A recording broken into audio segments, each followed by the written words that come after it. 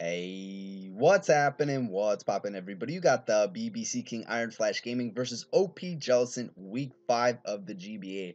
And if you guys watch me, you guys watch competitive draft league content. If you're watching this team builder, you guys are trying to improve on your game. And another way to improve your game is to face very competitive players. So, quick endorsement to two very solid leagues that you guys should check out. The discords are going to be in the description below. The very first one you're going to click on is going to be the DGBA, which is different from the GBA D League. It is a league with a point-based system, and you're going to see very interesting mons that are Ubers that are going to be balanced in tiers, because usually when you see Ubers, they're a little bit OP, but with their tiering system, it does balance things out, and they have a very unorthodox way of doing things, because they also kind of limit certain mons and maybe abilities and moves, things like that. And once again, a lot of these guys are very unfamiliar but very solid. Another league you guys going to check out is going to be the Global Draft Syndicate. I want to hopefully pronounce that correctly. This is going to be a league that is new, but also been around for 10 seasons prior, a off branch of another league, and this league just is finishing their tournament, in which I was able to draft a very solid team. I was able to get a first round bye after blowing back the pools, and I got a little bit behind in the GBA, so I had to give my boy Hiker Toad an opportunity to make it into the finals, in which the finals now is going to be Hiker Toad versus Rob Jr. So maybe we might do something with that, maybe record the game or something like that, but that will be a very cool game that we'll be definitely interested in. But you have, once again, a little bit more familiar guys in that league, and that's pretty cool, because if you guys watch Hive, they have different leagues in their own league. So they have the Beedrill, the Kakuna, so it's kind of like that. You have the D1 and D2, so you do have the separation in skill, and if you want to prove yourself, you go from D2 to T1. So anyways, those are going to be in the description below. So let's get into the week 5 team builder. So let's get a little bit in depth here. This is the bread and butter, I feel like, of my channel. Is going to be more focused on the team builders, because I feel like if you can have a very effective team, then going into the match, you don't have to make predictions, and that's what I plan on doing. If I have a game plan, I can execute it, instead of randomly building a bunch of shit mons and then getting dunked on by Danza and Leo. So that's what we're going to do, build a team that is going to be balanced. That's also sometimes what I do, is I want to sometimes pick a playstyle. Now, OP Jellison, his team naturally was a very, very offensive team. Now, he kind of shied away from that, because he saw that going 0-4 at first is not something that he wanted to continue the trend. So he got rid of things like Hoopa and two other mons that don't really remember offhand, but the Hoopa was the definitely big one. Oh yeah, Verzion and something else. Oh, Kiram, regular Kiram. So kind of glad that I don't have to face those mons. And we do now see the Selgor, which is one of his Z-mons, Circuitry, a Z-mon that is a little bit annoying because of hypnosis hacks, kinda. If it hits and then it puts something sleep, then it gets a free tail glow, and that's all annoying. And he's got a lot of still offensive mons, which he has Tailglow, Manaphy, Mega Pinsir that has the Swords Dance setup, Lando that has Calm Mind, Swords Dance, Circuitry that has Tailglow, Florges that's kind of a decent Calm Mind user if I don't have any Toxic Mons, and he has things like the Leavanny, in which can set up the webs, and Calm Mind Lottie, things like that. So he definitely got a lot of setups. So I wanted to definitely have a Choice Scarfer, because if he's going to have things like the Circuitry, I need to be able to outspeed that and kill it from it being able to obviously sweep with its Beast Boost ability. Another thing is like Calm Mind Lottie. So you're going to see that I do have the Scarf Crocodile here, but let's go over This man's bulk real quick. It's still kind of a bulky team because things like Crobat can be bulky. Florges and Registeel are going to be the main meat and potatoes to his defense. So we have Hiker Toad here. Hiker Toad is not really meant to check Manaphy. It looks on paper like a Manaphy check, but a +3 Ice Beam probably takes it out. It depends on his, if he's like max special attack and rocks are up, then +3 Ice Beam still probably takes out Toxicroak, or definitely HP Fire because I'm the dry skin. Now, originally I was thinking like, okay, well, what if I have Poison Touch Toxicroak because his only water type mon is going to be Manaphy, and Manaphy is never going to click Scald or Surf versus Toxicroak. But one, he could randomly bring a whack ass like Calm Mind, Scald, Rain Dance. Now that's, I mean, it's a solid set, but if I did not have a Toxicroak with Dry Skin, then it would be a lot more solid. But because I have that and I don't want to make any risks, I'm going to bring this set, and it actually can to a KO the entirety of his team because I believe I invested Toxicroak to be able to kill a Crobat after rocks with Ice Punch, and the main things to his, I said, defensive core is going to be his Registeel and his Florges. I don't want him to be able to stall out my offense, so we have the Toxicroak here. I don't have Sword Stance here just because I don't need to Sword Stance if I could already 2 KO things, and he has so many things to revenge me with Quick Attack Pinsir, Lottie, if it's playing around with, you know, Psychic and Calm Minds and stuff like that, it can play around the Sucker Punches, and it can obviously easily live that.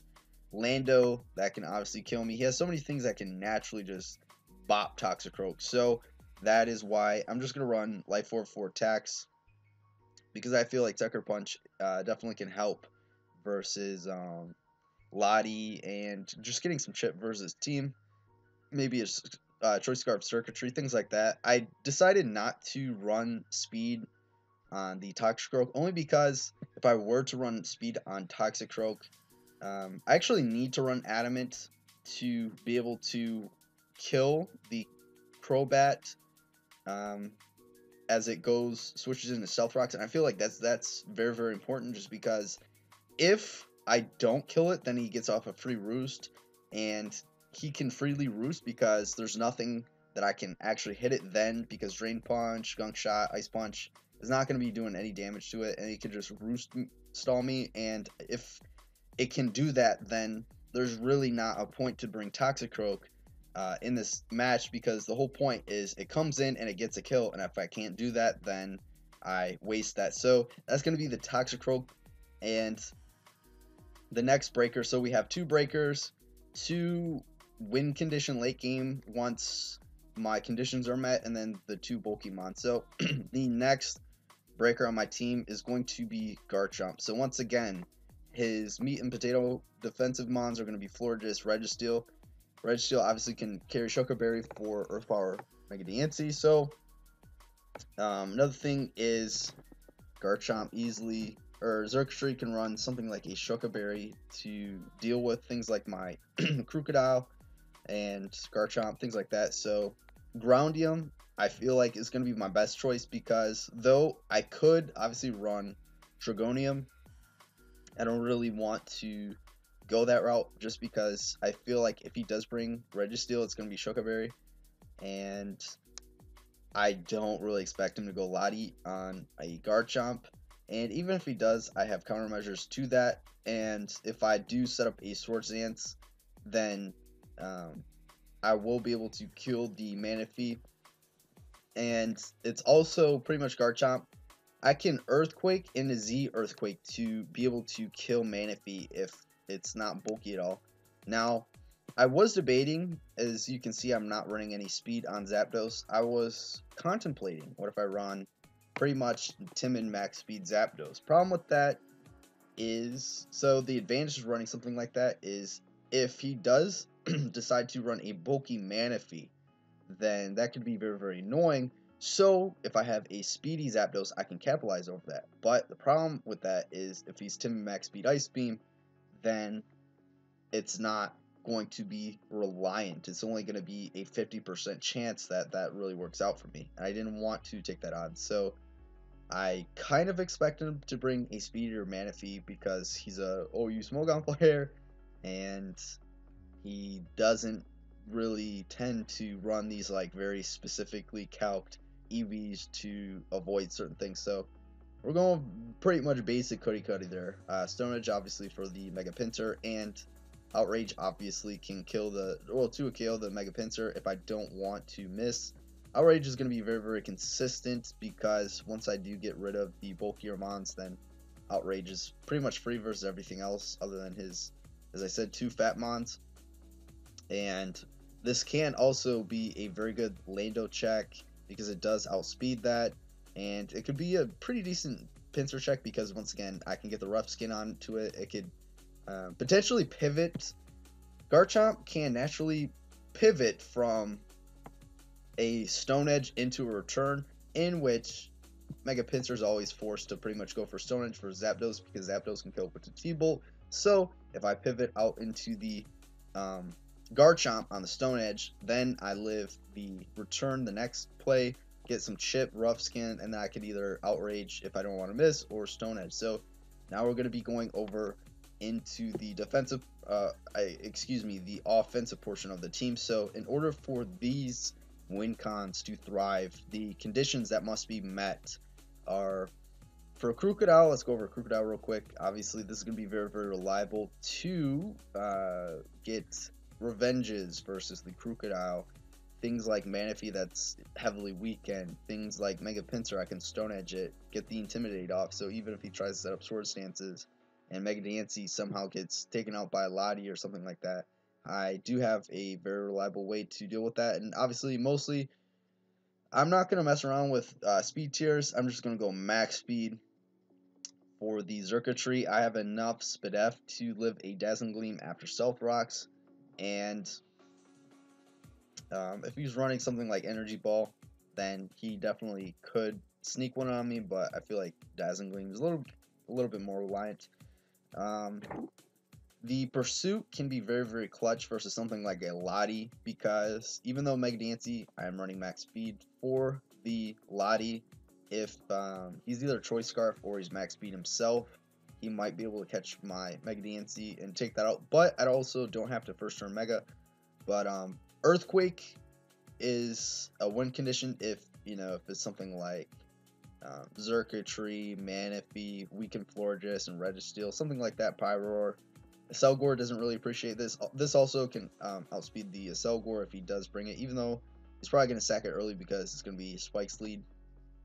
And Knockoff is going to be probably a little bit better of a win con just because he's got like a shitload of Levitate and Flying Mons, so 3 Flying Mons and Lottie, so all of them kind of susceptible to a knockoff sweep. So another win condition is going to be Mega Dancy, in which I did not need any bulk. I felt on Mega Dancy 3 coverage moves that are going to be pretty staple are going to be Earth Power, obviously, for the Registeel, which Registeel still takes Earth Power for days, but I had no reason not to bring, I felt, Earth Power. Moonblast is also going to be, obviously, for Lottie, and then something like Power Gem is going to be just very reliant, and also versus Mega Pincer and the Crobat. So Calm Mind's only there just for something like a Florges, just because I could have went a Rock Polish route, but if for whatever reason I technically don't have a Fairy Resist, even though like Blissey's a Fairy Resist, I didn't feel the need to run Rock Polish this week. I could have, because if he's something like a Steel, like if he's Brave Bird, Steel Wing, Crobat, then obviously that can beat me.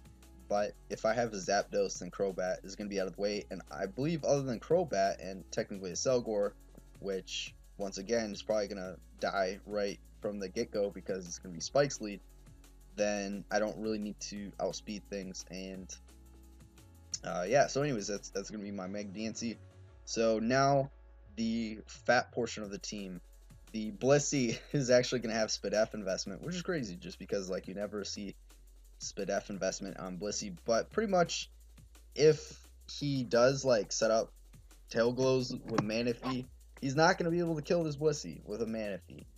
And I feel like that's important just because if he's tail glow Manaphy, he loses a Blissey just because he can take out, as I said, Toxicroak with a +3 move. If I have the Blissey, I can take +6 moves, and if he's like standard Manaphy, Blissey will be able to deal with that.